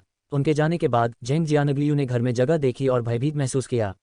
जेंग का युआन ने लबादा पहने हुए उस व्यक्ति को दोस्वप्न भी कहा था जो अभी अभी सामने आया था। क्या वह उस दोस्वप्न दस्ते का सदस्य हो सकता है जिसे जेंग परिवार ने अपने प्रत्यक्ष वंशजों की रक्षा के लिए अपने संसाधनों का आधा हिस्सा खर्च किया था? अफवाह ये थी कि दोस्वप्न दस्ते में कुल 9 सदस्य थे। उन सभी के पास सम्राट श्रेणी की ताकत थी, प्रत्येक में बेहतर क्षमताएं थीं। ऐसे 3 ने सबसे बड़े युवा मास्टर की रक्षा की, इव से वी ने और 7 से IX ने क्रमशः दूसरे युवा मास्टर और तीसरे युवा मास्टर की रक्षा की। उन्हें उम्मीद नहीं थी कि जेंग का युआन वास्तव में तीसरे वंश को सहायता प्रदान करने के लिए दोस्वप्न दस्ते के एक सदस्य का उपयोग करेगा। इस समय जेंग जियानग्लियू को बहुत आराम महसूस हुआ और उसे थोड़ी सी भी चिंता नहीं हुई। हालांकि विकास के बाद जेंग का युआन को जो अतिरिक्त 10% तटीय समुद्री संसाधन चाहिए थे, उसके बारे में सोचकर जेंग जियांगलियू को लगा कि उसके हृदय, यकृत, प्लीहा, फेफड़े और गुर्दे सभी को चोट लगी है। ... लियू जी, सुनो, और जो उलुओ समुद्र के रास्ते इस निर्जन द्वीप पर पहुंचे। जब वे समुद्र के पास से गुजरे तो उन्हें स्वाभाविक रूप से इसकी वीरानी महसूस हुई। चाहे वह लियू जी, लिसन या जो उलुओ हो, उनमें से कोई भी नहीं जानता था कि समुद्र में क्या हुआ था जिसके कारण यह इतना उजाड़ हो गया था। रक्तबीज की माता द्वारा समुद्र दफन कमल के फूल को हटाने और पानी से बाहर निकालने के बाद समुद्र तल पर फैले अस्थि कमल के फूल सूख गए थे और मृत ठंड और बर्फ में बदल गए थे, जिसने प्राणियों के लिए अपना अंतिम शोक प्रस्तुत किया था। समुद्र की तलहटी। हालांकि लियू जी रेडियंस 100 सीक्वेंस के सदस्य थे और समय समय पर जानकारी लेने के लिए रेडियंस सीक्रेट हॉल में जा सकते थे, लेकिन उन्हें कार्सिनोमा के बारे में ज़्यादा समझ नहीं थी। यदि लिन युआन ने चंद्रमा की महारानी को समुद्र दफन कमल के फूल का उल्लेख करते हुए नहीं सुना होता तो उसने अनुमान नहीं लगाया होता कि उसे रेड थॉर्न की बेल रैमिट्स और बोन लोड्स फूलों के बीच एक ही मुठभेड़ से समुद्र दफन कमल के फूल का सामना करना पड़ा होगा। ये कहना होगा कि उनके पास असाधारण अंतर्दृष्टि वाला एक गुरु था और वह सब कुछ जानता था, जिसने वास्तव में उसे अपने क्षितिज का विस्तार करने की अनुमति दी। अगर चंद्रमा महारानी, जो रेडियंट मून पैलेस में बहुत दूर थी, ने इस समय लिन युआन के विचारों को सुना तो वह निश्चित रूप से अवाक रह गई और उससे बोली, शिष्य, अंतर्दृष्टि और ज्ञान की तुलना में मैं शक्तिशाली और समृद्ध हूँ। तो क्या आप इतना स्वतंत्र होना बंद कर सकते हैं? क्या अपने गुरु पर भरोसा करना अच्छा नहीं है? इस समय इथेरियल जेलीफिश समुद्र तल पर खुशी खुशी कड़ी मेहनत कर रही थी। हालांकि इसने स्थानिक चुंबक खोजने के तुरंत बाद लिन युआन को नहीं दिया। इसके बजाय उसने उन सभी को समुद्र तल पर एक विशिष्ट स्थान पर ढेर कर दिया। जैसे जैसे ईथर जेलीफिश ने अधिक से अधिक स्थानिक चुंबक खोदे, चुंबकीय बल क्षेत्र कमजोर और कमजोर होता गया। ईथर जेलीफिश के लिए समुद्र तल में दबे स्थानिक चुंबकों की खोज करना अधिक कठिन था।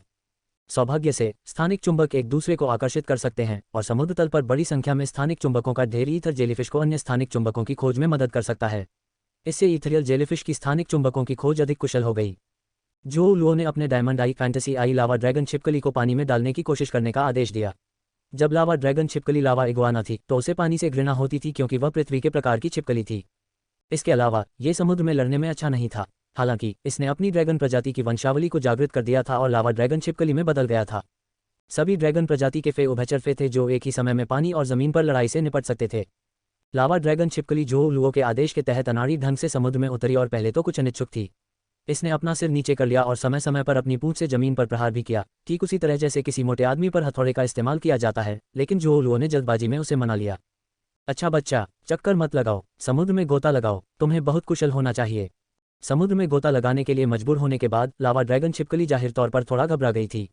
आखिरकार ये पहली बार समुद्र में गोता लगाने का मौका था। हालांकि तैराकी के कुछ प्रयासों के बाद यह पाया गया कि समुद्र बहुत मज़ेदार था। समुद्र में खेलने के बाद वह किनारे पर जाने को तैयार नहीं था। लावा ड्रैगन छिपकली के परिवर्तन ने जो लुओ को स्तब्ध कर दिया। लियू जी कीट रानी को उजाड़ द्वीप पर कीड़ों का झुंड बसाने देने वाले थे, लेकिन लिन युआन ने उन्हें रोक दिया। कीट रानी के कीड़ों का समुद्र में लड़ने में अच्छा नहीं था। इसकी मुख्य इकाई फ्लेश मिंसिंग ब्लेड कीड़े थे जो कुछ ही मिनटों में समुद्री जल में डूब जाते थे और उसमें जीवित रहने में पूरी तरह असमर्थ होते थे। ये कहा जा सकता है कि लियू जी एक गैर तैराक थे और केवल भूमि युद्ध के लिए उपयुक्त थे। इससे पहले लियू जी ने बहुत सारे लाइटनिंग गैदरिंग मॉथर्स और हरिकेन ओवलेट मॉथर्स बनाए थे, जिन्हें वह इस द्वीप पर आने पर भी लाए थे। ये बिजली इकट्ठा करने वाले पतंगे और तूफान ओवलेट पतंगे पर्याप्त थे।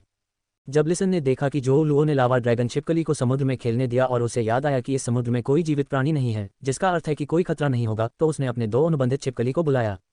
लिन युआन ने कांस्य एक्स पेन इल्यूसरी फॉक्स देखा, जिसे उसने पहले लिसन के साथ एक्सचेंज किया था। सिल्वर 7 फैंटेसी आई तक पहुंच गया था। पेन इल्यूसरी फॉक्स के अलावा लिसन के पास वास्तव में silver 3 fantasy I three tailed crimson fox था। थरी टेल्ड क्रिम्सन फॉक्स की योग्यता वास्तव में पेन इल्यूसरी फॉक्स से बेहतर थी। अपने वर्ग में हर बड़ी पदोन्नति के साथ इसकी एक नई पूंछ विकसित हो जाती थी और इसे लोमड़ियों के बीच एक अत्यंत महान वंश का माना जाता था। लिन युआन को एहसास हुआ कि लिसन की योग्यता वास्तव में उत्कृष्ट कही जा सकती है। इसके अलावा लिसन इस वर्ष केवल 24 वर्ष का था और युवा पीढ़ी में उसकी चमकदार उपस्थिति थी। लिन युआन मदद नहीं कर सका, लेकिन लिसन को अपने नए डोम गिल्ड क्लब में भर्ती करने के बारे में सोचने लगा। आखिरकार इस टूर्नामेंट के लिए गिल्ड क्लब की मुख्य टीम में केवल वह और लियू जी शामिल थे। उसी क्षण हवा अचानक समुद्र के ऊपर उठ गई। बर्फीली समुद्री हवा ने लिन युआन के चांद सफेद स्पिरिट क्यूई कपड़ों को उड़ा दिया और एक चील की चीख अचानक समुद्र के ऊपर गूंज उठी। रिपोर्ट अध्याय टिप्पणियां संपर्क करें टॉस साइड मैप दान करें। मेनू दिखाओ। उपन्यास बिन उपन्यास फे इवोल्यूशन मचेंट अध्याय 461। क्या आप इस तर्क को समझते हैं? गुना विशेष ऑफर के साथ नोएल का स्वागत करें। उपन्यास से संबंधित उत्पादों पर सर्वोत्तम डील पाने के लिए URL पर प्रोमो कोड NOEL23 के I887 का उपयोग करें। खरीदारी के लिए शुभकामनाएं। फे इवोल्यूशन मचेंट C461। क्या आप इस तर्क को समझते हैं? प्लेवलूम रात के 12:44 ट्रूविट फुल स्क्रीन। अध्याय 461। क्या आप इस तर्क को समझते हैं? लिन युआन ने केवल लगभग 40 मीटर लंबे पंखों वाले एक विशाल बाज को किनारे से उड़ते हुए देखा। इसमें तेज धात्विक चमक के साथ गहरे भूरे रंग के पंख थे। इसके पिछले पंखों का रंग गहरा, लगभग काला था। इसके बजाय उसके पेट के पंखों का रंग हल्का था, जो कॉफी जैसा रंग दिखा रहा था। हालांकि विशाल बाज के सिर पर सुनहरे पंख थे जो तलवार की तरह तेज थे और उड़ते समय हवा को भेदते हुए तलवार की आवाज़ पैदा करते थे। दोनों गालों पर तलवार के पंखों को खड़ा किया गया था, साथ ही बाज की तेज आंखों की एक जोड़ी थी, जिससे 40 मीटर के पंखों वाला यह विशाल बाज वीर और असाधारण दिखता था। लिन युआन ने इस विशाल बाज की विशेषताओं की जांच करने के लिए ट्रू डेटा का उपयोग किया। फे नाम स्वोर्ड प्लम सी हॉक। फी प्रजाति लंबे पंख वाले बाज समुद्री बाज। फे ग्रेट डायमंड 10/10। फे प्रकार धातु पवन। फे quality fantasy V. Lin Yuan अपनी भौहें ऊपर उठाने से खुद को नहीं रोक सका। ऐसा लग रहा था कि इस स्वोर्ड प्लम सी हॉक को सुजेरेन को तोड़ने की बाधा तक पहुंचना चाहिए था। इसके टूटने में बहुत समय लगना चाहिए। स्वोर्ड प्लम सी हॉक को अपनी और अन्य लोगों की ओर उड़ते हुए देखकर लिन युआन को पता चल गया कि आखिरकार जो होना चाहिए वह आ गया। स्वोर्ड प्लम सी हॉक ने अपने पंख पीछे खींच लिए और उस उजाड़ द्वीप पर उतरा जहां हर कोई था। हवा के झोंकों के कारण दर्जनों बिजली इकट्ठा करने वाले पतंगे खुद को स्थिर करने में सक्षम होने से पहले ही सैकड़ों मीटर दूर उड़ गए। जो लुओ ने तुरंत लावा ड्रैगन छिपकली को किनारे पर जाने और लिन युआन, लियूजी और लिसन से पहले ब्लॉक करने का आदेश दिया। उन्होंने एक श्वेत वस्त्रधारी अनुयायी और एक सेवक के रूप में भी अपने कर्तव्यों को पूरा किया।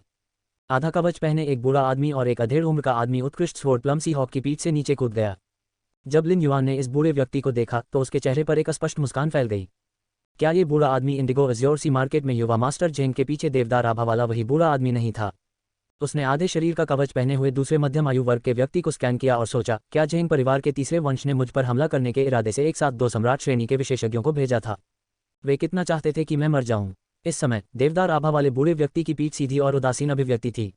उनका लहजा सौम्य था, मानो वह अपने पोते से बात कर रहे हों। इतना खराब भी नहीं, आप तीनों यहाँ हैं, मुझे अधिक काम से परेशान होने की जरूरत नहीं है।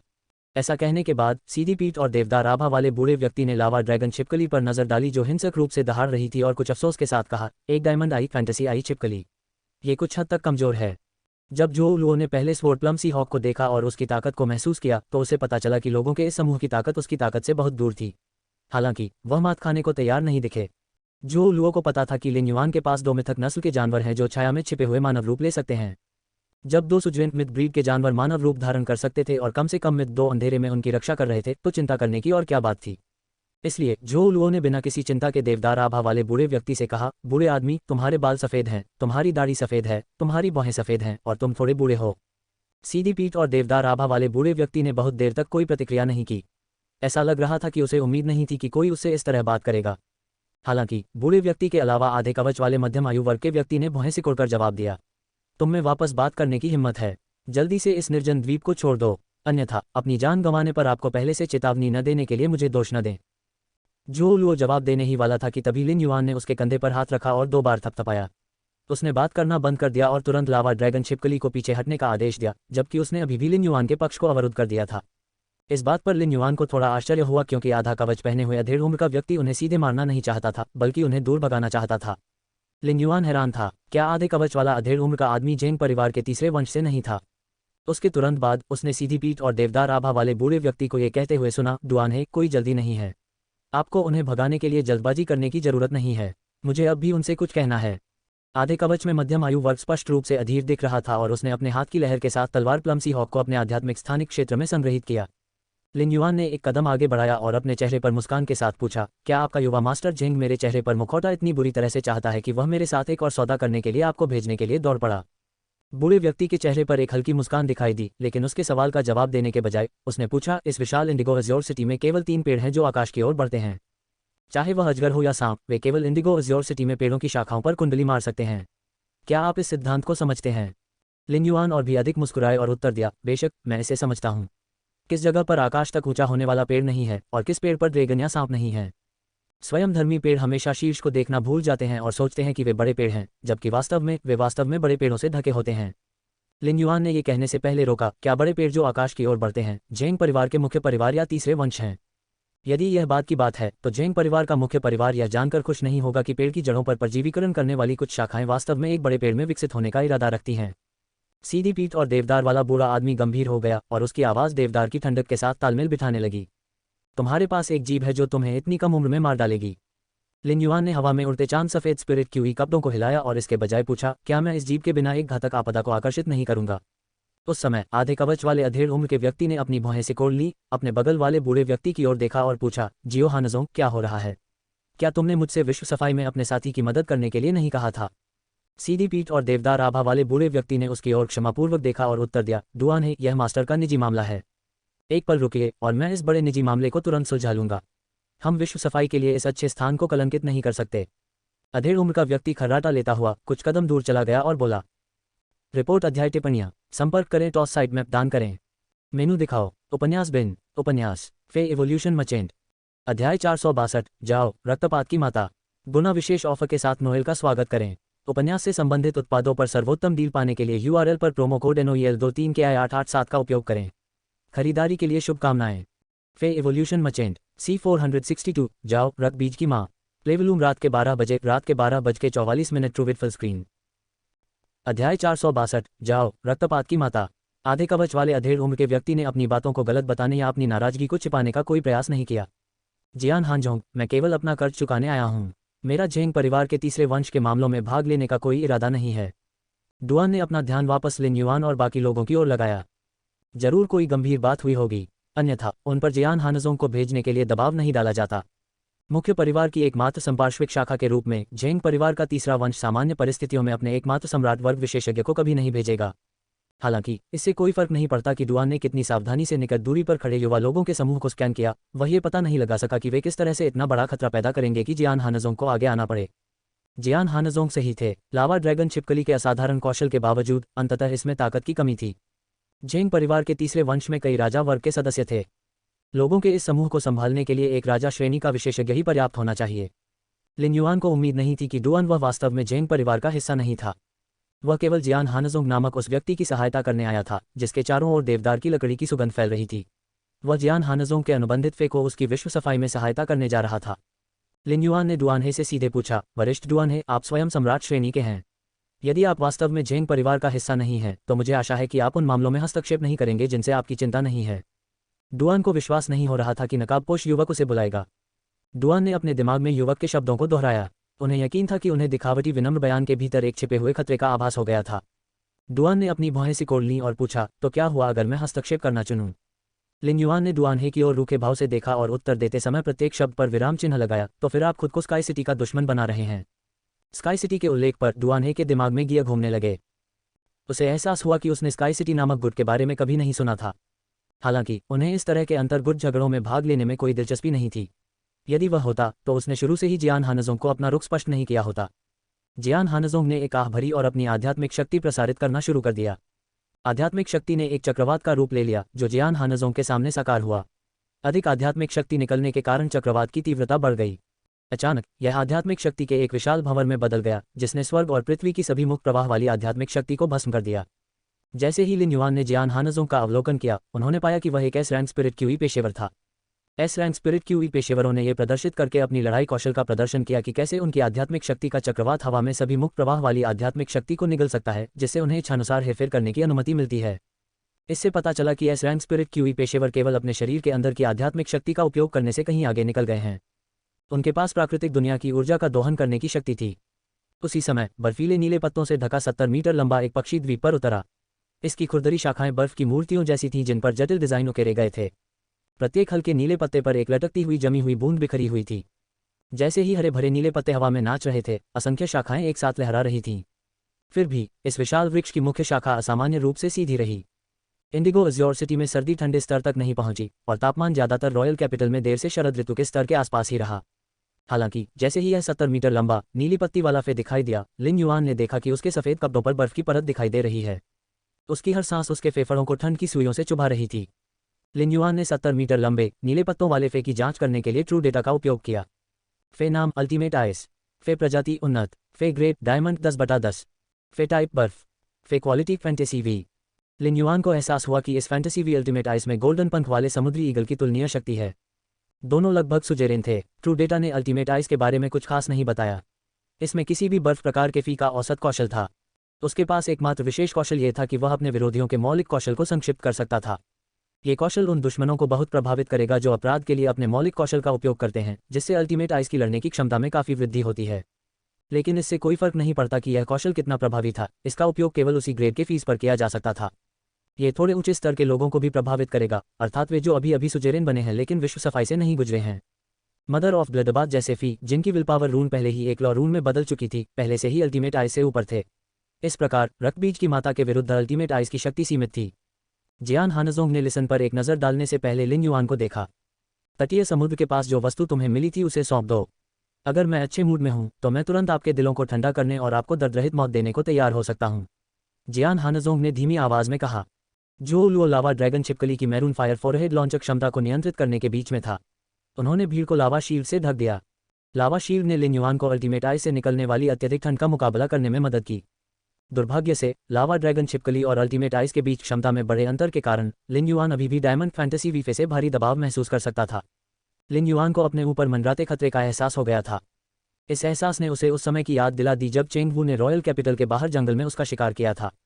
लिन युआन को अब जियान हानजोंग को प्रवचन में उलझाए रखने की जहमत नहीं उठानी पड़ सकती थी। उन्होंने मूल रूप से जियान हानजोंग से जैन परिवार की तीसरी वंशावली के बारे में जानकारी निकालने की योजना बनाई थी। हालांकि उन्होंने ये धारणा छोड़ दी। लिन युआन ने धीरे से कहा, जाओ रकबीज की माँ। लिन युआन की आवाज़ बमुश्किल फुसफुसा रही थी। समुद्री हवा के तेज झोंकों ने उस पर आसानी से काबू पा लिया। उस क्षण एक भयानक शक्तिशाली दबाव अल्टीमेट आइस से भी अधिक मजबूत प्रकट हुआ। उसके साथ द्वेष और खून की दुर्गंध भी थी। उसी समय जब दबाव दिखाई दिया, लिन युआन के सिर से एक लाल रंग की लकीर निकली और सीधे अल्टीमेट आइस की ओर चली गई। रिपोर्ट अध्याय टिप्पणियाँ संपर्क करें टॉस साइट मैप दान करें।